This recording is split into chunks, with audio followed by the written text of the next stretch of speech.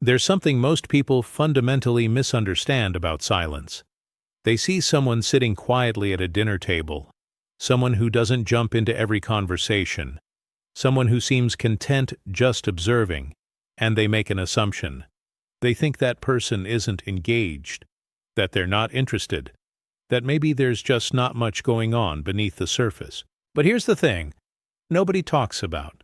Some of the most psychologically complex, emotionally turbulent, intellectually restless people you'll ever meet are the ones who appear the calmest on the outside. If you've ever been called too quiet while your mind was running at 1,000 thoughts per second, if you've ever felt exhausted after a social event, not because you talked too much, but because you observed too much, if you've ever had someone tell you you're so calm, while internally you were analyzing 17 different layers of what just happened, then you already know what I'm talking about. What you're going to understand today completely changes how you see yourself. And more importantly, it explains why you've always felt like you exist in a different psychological reality than most people around you. Because you do. Let me be very clear about something right from the start. Being quiet while internally intense doesn't mean you're broken.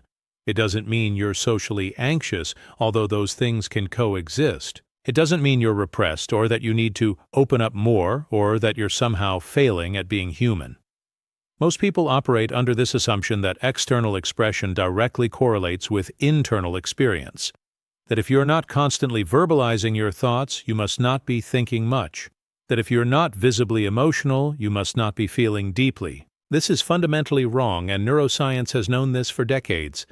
The truth is that human beings process information, emotion, and social interaction through wildly different neurological pathways. Some people externalize immediately. Their thoughts become words almost instantaneously. Their emotions show up on their face before they've even consciously registered what they're feeling. These aren't better people. They're not more authentic or more connected. They're just wired to process externally. Then there are people like you, whose entire psychological world operates on an internal axis first. Your thoughts loop and layer and build complex architectures before a single word leaves your mouth. Your emotions create these massive internal weather systems, full of nuance and contradiction and depth, while your face might barely flicker. You're not hiding. You're not performing. This is just how your system naturally organizes experience. And this is where it gets interesting, because this isn't just a personality quirk. This is a fundamentally different way of existing in the world, with its own logic, its own strengths, and yes, its own challenges. But before we go deeper, I need to explain something about how your brain actually works, because once you understand this, everything else makes sense. There's a concept in neuroscience called internal locus of processing, and while that sounds academic, what it describes is actually beautifully simple. Every human brain has to decide where to allocate its primary attentional resources. Some brains naturally prioritize external stimuli, what's happening around them, what others are saying, the immediate social environment. Other brains naturally prioritize internal stimuli, their own thought patterns, their emotional states, the meaning they're constructing from what's happening. Neither is better. They're just different operational modes. People who are quiet but internally intense tend to have brains that default to internal processing. This doesn't mean you're not aware of your environment. In fact, you're often hyper-aware. But your brain's natural tendency is to route everything inward first, to process it against your own internal framework, to create meaning before responding. Think about what happens when someone asks you a question in a group setting. For an external processor, the response pathway is almost immediate. Question arrives. Thought forms. Mouth opens. Words come out. The thinking and the speaking happen almost simultaneously. For you, the pathway is different. Question arrives. Your brain immediately opens about 7 different files related to that question. You start considering context and nuance and what the person actually means versus what they said. You're running through potential responses and evaluating them. You're aware of the social dynamics in the room and how your answer might land differently with different people. And meanwhile, 3 seconds have passed and everyone's staring at you and someone else has already answered and you've been labeled the quiet one. But here's what's fascinating. Researchers studying cognitive processing have found that people with this internal processing style often arrive at more nuanced, more accurate, more contextually sophisticated conclusions than rapid external processors. The trade-off is speed for depth. You're not slow, you're thorough. Your brain is doing in those 3 seconds what might take someone else 3 conversations to figure out. And if you've ever felt a pull toward content like this, toward ideas that explore how minds work differently, toward communities of people who think before they speak and feel things deeply without broadcasting them, then you're probably starting to realize you're not alone in this. There are entire psychological profiles built around this way of being. This channel exists specifically for people whose internal world is richer and more complex than what they show externally. And if that resonates, you might want to stick around because we're going much deeper into how this actually works. But right now, I need to explain why this internal intensity isn't just about thinking. It's about how your entire reward system operates differently than most people's. Dopamine gets talked about a lot, usually in really superficial ways, but understanding how your dopamine system actually functions is crucial to understanding why you are the way you are. Most people's brains release dopamine primarily in response to external rewards. Social validation, immediate feedback, novel external stimuli, winning, being seen, being praised. The reward system is externally oriented. Your brain, if you're in this quiet but intense category, likely has a dopamine system that's oriented more toward internal rewards, the satisfaction of understanding something deeply, the pleasure of a perfectly formed thought, the reward of internal coherence, of making sense of something complex, of arriving at a truth that feels accurate even if no one else knows you figured it out. This isn't hypothetical. Studies on intrinsic versus extrinsic motivation have consistently shown that some people's reward systems light up more for internal achievement than external validation, and these tend to be the same people who prefer depth over breadth, quality over quantity, meaning over popularity. But here's where this gets psychologically heavier than most people realize. If your reward system is primarily internal, and you grow up in a world that primarily rewards external expression, you end up in this strange psychological position where the things that genuinely satisfy you aren't the things other people recognize or value. You can spend 3 hours completely absorbed in understanding a concept, feeling deeply fulfilled, and then go to dinner with friends who ask what you did today and you say nothing much, because how do you explain that you spent your afternoon having a profound internal experience that has no external product? Over time, this creates a split. Your internal world becomes incredibly rich, textured, meaningful. Your external presentation becomes minimal because you've learned that most of what matters to you doesn't translate well into social currency. And this is where people misunderstand you. They see the minimal external presentation and assume there's minimal internal content. They have no idea that behind your quiet exterior is this massive, churning, endlessly active psychological ecosystem. You're not quiet because you have nothing to say. You're quiet because what you'd actually say is too layered, too nuanced, too dependent on context for casual conversation. So you edit, you compress, you reduce your thoughts down to something manageable. And what comes out is a fraction of what's actually happening inside. And that gap, that space between your internal experience and your external expression, that's where the intensity lives. Let me show you something really specific about how this plays out in actual human behavior. There are essentially 2 major psychological profiles when it comes to how people relate to their own inner experience, and the difference between them explains so much about why you might feel fundamentally different from a lot of people around you. The first profile, let's call them external navigators, are people who understand themselves primarily through external feedback. They figure out who they are by watching how others react to them. Their self-concept is built from the outside in. They need to talk through their feelings to know what they're feeling. They need to see themselves reflected in others to feel real. These are the people who process emotions by immediately calling a friend, who don't know what they think about something until they've said it out loud, who get anxious when they're alone too long because their sense of self starts to feel unstable without external input. This isn't weakness. It's just a different organizational system. Their identity is constructed socially, validated interpersonally, maintained through constant external engagement. Then there's the second profile, internal navigators. If you're reading this and it's resonating, you're probably in this category. Internal navigators understand themselves through internal reference points. You know what you're feeling before you talk about it, often more clearly than you can articulate. Your self-concept is built from the inside out. You don't need external validation to know who you are, although, and this is crucial, you might still want it, you might still crave it, because wanting to be seen is human regardless of your processing style. But fundamentally, you exist most clearly to yourself when you're alone, when you're thinking, when you're processing. Other people can enhance your experience, but they don't define it.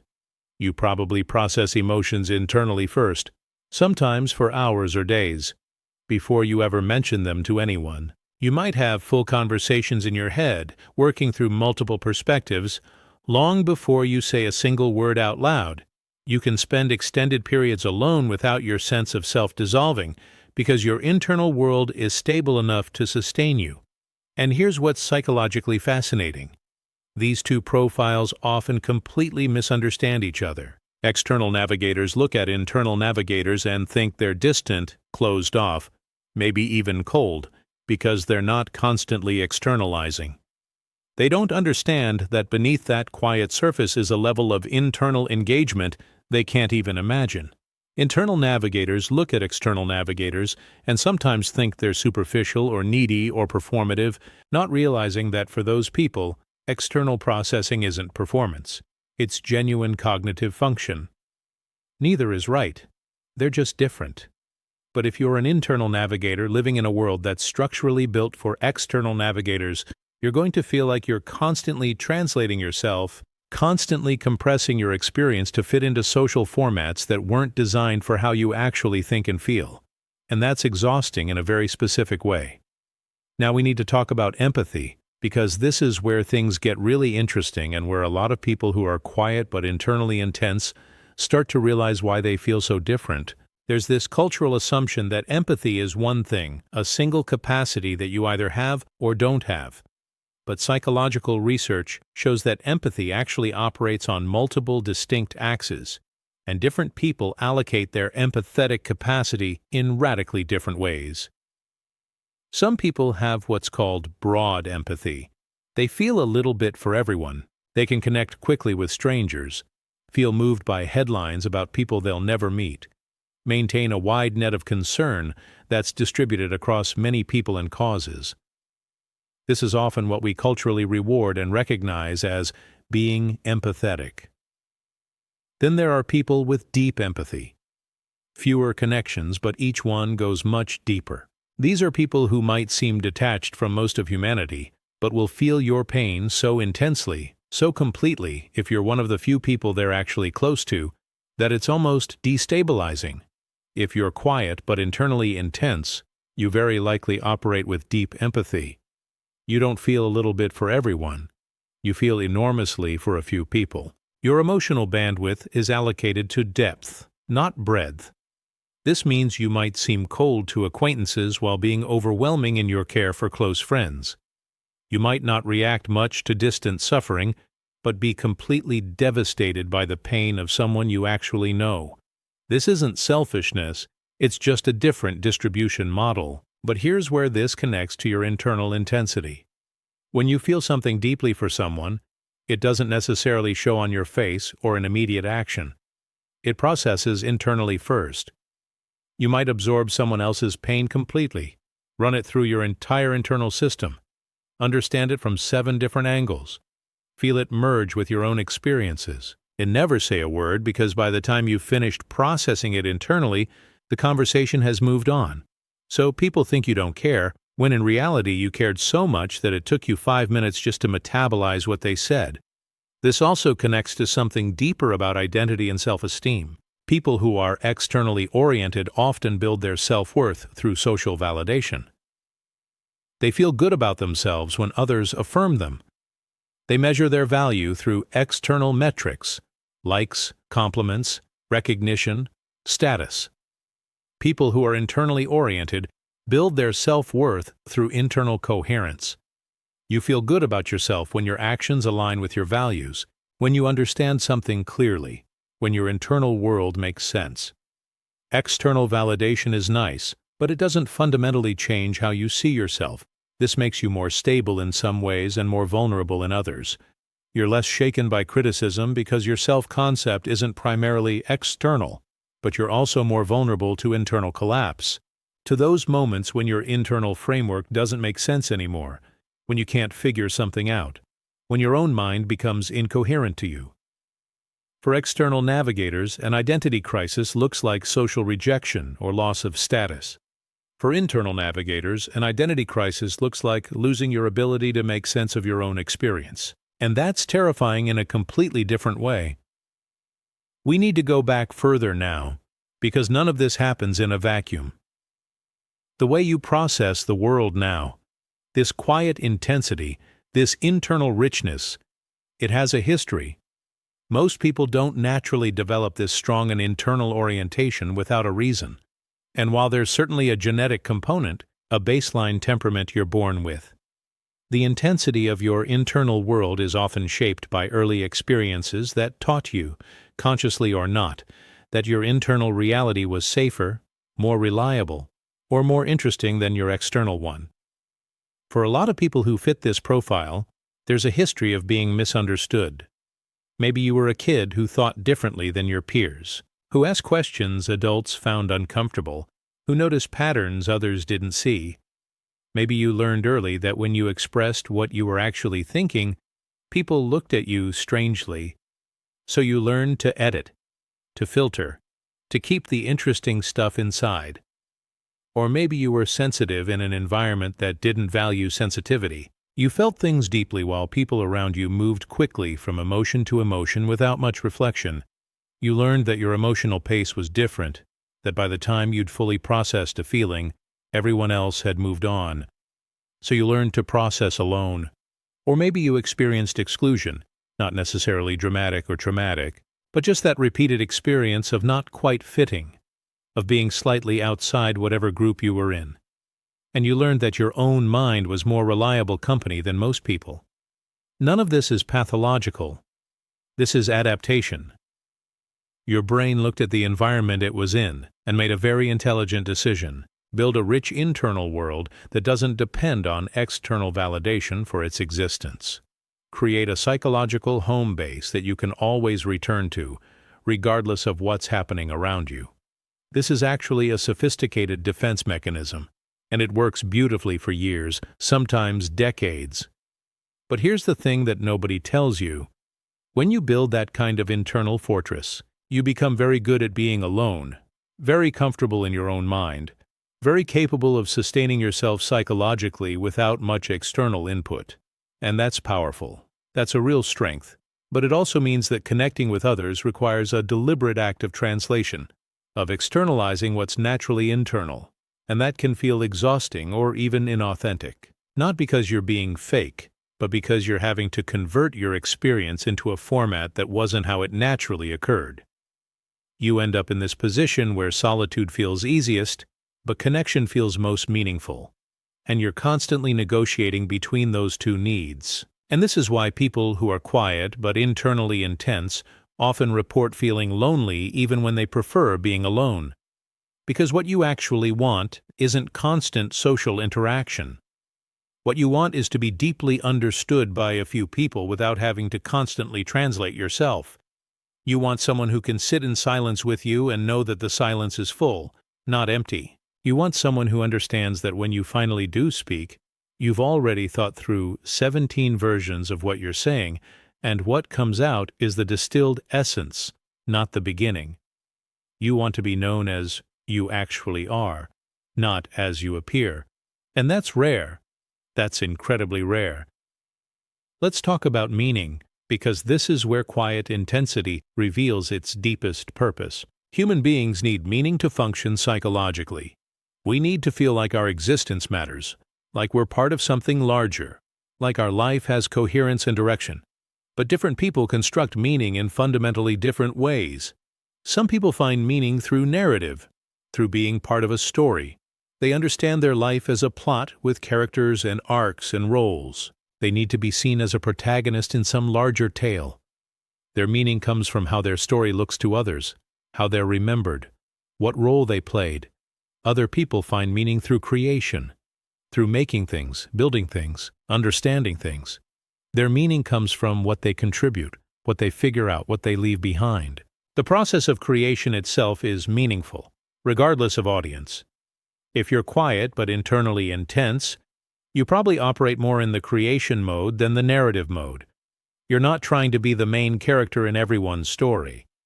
You're trying to understand something real, to build something coherent, to create meaning through depth rather than display. This is why you can spend hours on something no one will ever see and feel completely fulfilled. The meaning isn't in the recognition. The meaning is in the doing, in the understanding, in the internal satisfaction of having figured something out or made something that meets your own standards. But here's the tension. We live in a culture that's almost entirely structured around narrative meaning, around being seen, being known, having a public story, accumulating social proof of your significance. So you're operating in creation mode while surrounded by people operating in narrative mode. And they keep asking you, "But what's your story?" And you're thinking, "I don't have a story. I have a process. I have questions I'm exploring. I have things I'm trying to understand." Right? And that doesn't fit the format they're looking for. This creates another layer of that fundamental gap between your internal experience and external expectations. You're not trying to be mysterious or difficult. You're just trying to exist in a mode that doesn't neatly translate into the social scripts most people are running. And the more you try to force your creation mode existence into a narrative mode framework, the more inauthentic you feel, because you're fundamentally asking yourself to perform a kind of meaning-making that isn't actually how you derive meaning. So you retreat further into internal intensity, because at least there, you can operate in your natural mode without translation. There's a concept from psychology called flow state, and it's crucial to understanding why your quiet intensity isn't just a personality trait, but an entire way of engaging with existence. Flow is that state where you're completely absorbed in what you're doing, where time disappears, where self-consciousness drops away, and you're just purely engaged. Athletes describe it, artists describe it, researchers describe it. It's one of the most universally positive psychological states humans can experience. But here's what's interesting. Different people enter flow through different doorways. Some people enter flow through external engagement, through social interaction, through performance, through competition, through external challenges that pull them out of themselves. Other people enter flow through internal engagement, through thinking, through creating, through solving, through understanding. The external world fades, and they drop into their internal process. If you're quiet but internally intense, your flow states are almost certainly internally oriented. You enter flow when you're alone with a problem you're trying to solve, when you're deep in thought, when you're creating something, when you're trying to understand something complex. Social interaction, for you, rarely creates flow. It requires too much external monitoring, too much translation, too much awareness of how you're being perceived. This is why social events can be exhausting even when they're enjoyable. Because you're never in flow. You're always partially observing yourself, aware of the performance aspect, managing the translation between internal and external. But when you're alone, when you can drop fully into your internal world, time disappears. You can spend 4 hours on something and it feels like 20 minutes. You're fully present, but present to your internal process, not your external environment. This is also why people often describe you as always in your head. Because you are. That's where you're most present, most alive, most yourself. But here's what nobody tells you. This isn't escapism. This isn't avoiding reality. This is actually you being more present to your reality than most people are to theirs. Most people spend their lives skating across the surface of their own experience, constantly distracted by external stimuli, never really dropping into the depth of their own consciousness. They're present to the world, but absent to themselves. You're the opposite. You're deeply present to yourself, to your own thinking, to your own internal reality. The world is what you observe, but you is where you live. And that's not a problem to fix. That's not something that needs to be corrected or balanced or managed. That's a fundamentally different, equally valid way of being conscious. So let me bring all of this together because by now you've probably recognized yourself in multiple parts of this. And you might be wondering where this leaves you. You are not broken. You are not too much in your head. You are not failing at being social or open or expressive. You are operating with a different psychological architecture than a lot of people around you, and that architecture has its own logic, its own strengths, its own beauty. Your quietness isn't absence, it's presence to a different frequency. Your intensity isn't too much, it's just internal. And internal things are invisible to people who only measure what's expressed outward. What looks like distance is actually depth. What looks like disengagement is actually such complete engagement with your internal process that external performance becomes secondary. You are not missing out by not being the loudest person in the room. You are accessing something that loud people often miss entirely: the richness of your own consciousness, undiluted by the constant need for external validation. And here's the thing that might be the most important. The world needs people like you. It needs people who think before they speak, who feel deeply before they act, who build rich internal worlds and create meaning through understanding rather than performance. The people who change the world most fundamentally are rarely the loudest. They're the ones thinking deeply in quiet rooms, solving problems no one asked them to solve, understanding patterns no one else sees, creating things that don't fit existing categories. That's you. Your intensity is not a burden you carry. It's a gift you haven't fully claimed yet because you've been too busy trying to translate yourself into a format that doesn't fit how you actually work. Stop translating. Start owning. The people who will actually matter in your life, the connections that will actually sustain you, those won't be with people who need you to perform extroversion or constant verbal processing. They'll be with people who can sit in rich silence with you, who understand that when you speak you've already thought it through, who value depth over frequency. Those people exist, and they're looking for you as much as you're looking for them. Your quiet intensity is not loneliness waiting to be fixed. It's a specific frequency, and the right people can hear it perfectly. You are not too quiet. The world is too loud to hear what you're actually saying. And if this resonated with you, if you felt seen and understood in a way you don't often feel, then you might want to explore more content about how different psychological architectures work, because understanding yourself at this level changes everything. There's a video you should watch next about why some people need solitude to function, not as a preference but as a genuine psychological requirement. And it goes even deeper into how internal processors restore themselves in ways that external processors never need to. But for now, just sit with this. You are exactly as you should be. Your internal world is not a waiting room until you become more external. It's the main event, and anyone who can't see that isn't looking closely enough.